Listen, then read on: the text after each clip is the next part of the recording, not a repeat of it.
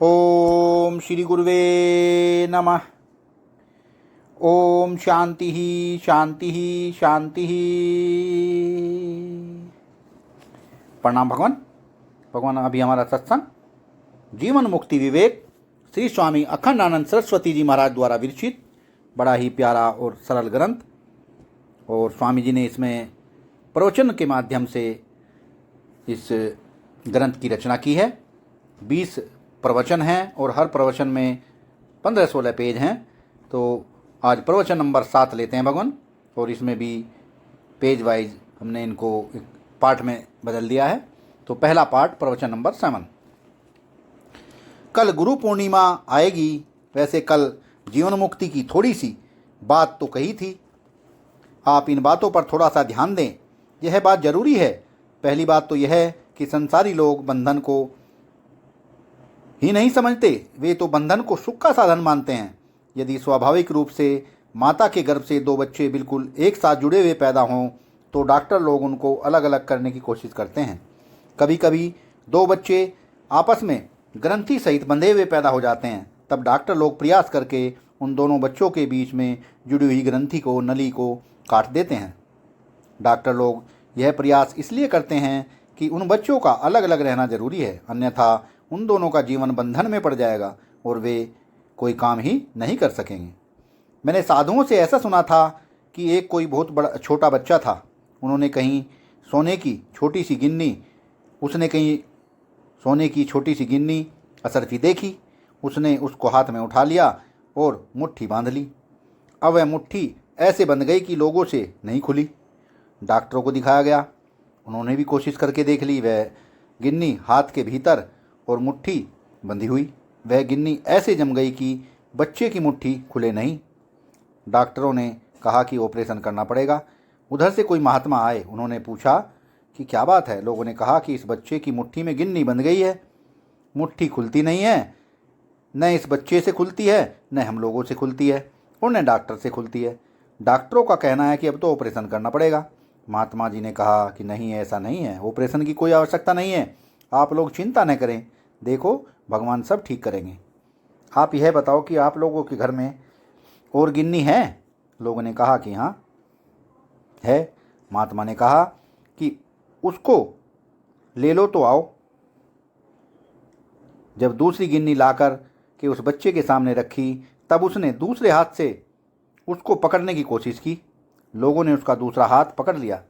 जब वह दूसरा हाथ पकड़ लिया, तब उस बच्चे ने पहले हाथ की मुट्ठी खोलकर उसी से दूसरी गिन्नी उठा ली। लो भाई, ऑपरेशन किए बिना ही बच्चे की मुट्ठी खुल गई और गिन्नी मिल गई। हमने बचपन में साधुओं से यह बात सुनी थी। देखो, वह जो मुट्ठी का बंधन था न, बच्चा उसको बंधन नहीं समझता था। यदि 2 जुड़े हुए बच्चे एक साथ पैदा हों तो उनको हम बंधन समझकर अलग अलग करेंगे तो दोनों से अलग अलग काम लेंगे।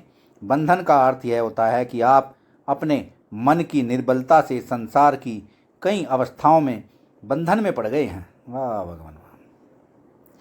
बंधन का अर्थ यह होता है कि आप अपने मन की निर्बलता से संसार की कई अवस्थाओं में बंधन में पड़ गए हैं। हम किसी भी बंधन को सहज या स्वाभाविक नहीं मानते। यह हमारी एक मानसिक पकड़ है।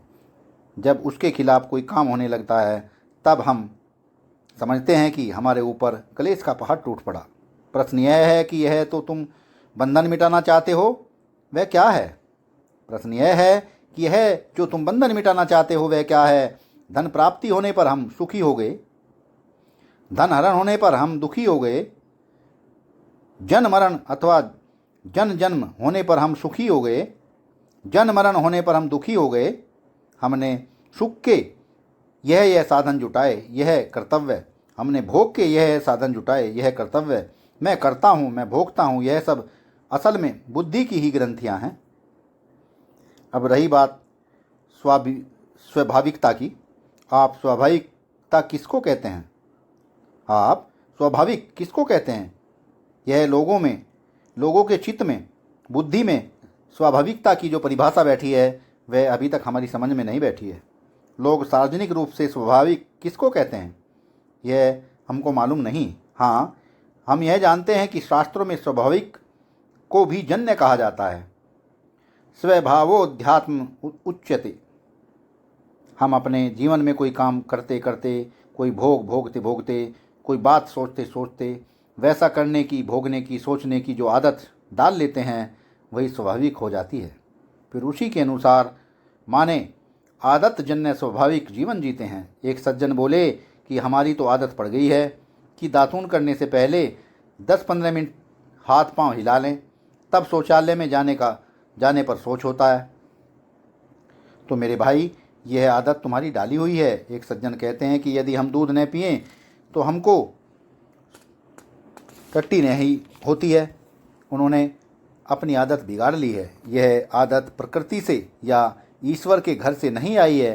असल में जब हमारे जीवन में किसी भी काम के करने का, किसी भी वस्तु का, व्यक्ति के भोगने का, किसी भी इंद्रिय के संचालन का, किसी भी बात को सोचने का एक ढंग बैठ जाता है, तब वह हमारी आदत बन जाता है। स्वभाव भी संस्कारजन्य ही है।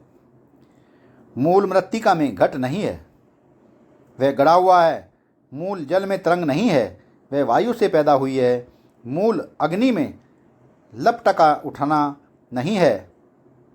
जब ईंधन के संयोग से अग्नि प्रज्वलित होती है और वायु प्राप्त होता है, तब वह लपट उठती है।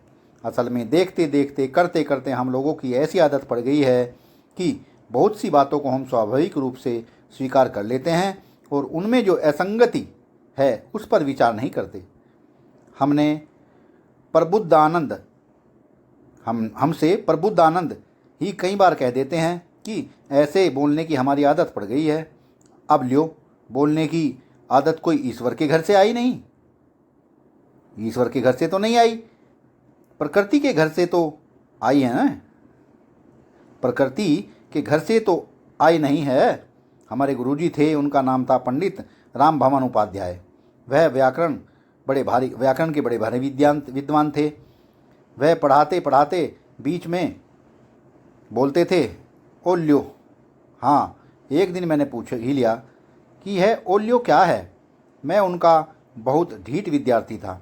अच्छा, एक और बात भी है। जब वह बात पूरी नहीं बोलते थे, कहते थे, ओ शांतनु, गिलसवा। गिलसवा माने गिलसवा,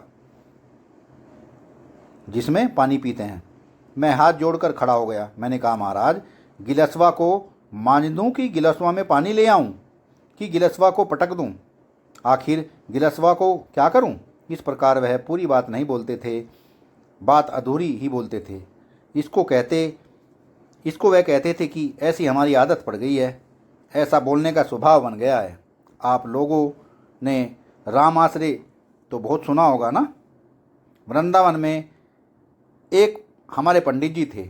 वह हमको बड़ा भी मानते थे, हमारे पाँव भी छूते थे, लेकिन जब वह हमसे बात करते थे तब हर वाक्य के अंत में बोलते थे, समझ गए ना?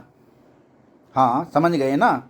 अच्छा, वह जानबूझकर ऐसा नहीं बोलते थे, वह तो उनकी आदत पड़ गई थी। परंतु वह आदत कोई ईश्वर के घर से नहीं, प्रकृति के घर से नहीं आई थी। यह आदत डाली हुई होती है। इस जन्म या पिछले जन्म में भी हम लोगों को यहाँ तक कहना है कि पिछले जन्म की डाली हुई आदत भी इस जन्म में अभिव्यक्त होती है। पुनर्जन्मवादी होने से यह बात कह देते हैं। देखो, यह स्वभाव बिल्कुल हमारा बनाया हुआ है और इसको हम बदल सकते हैं। सत्संग को विराम देते हैं भगवान। प्रणाम भगवान।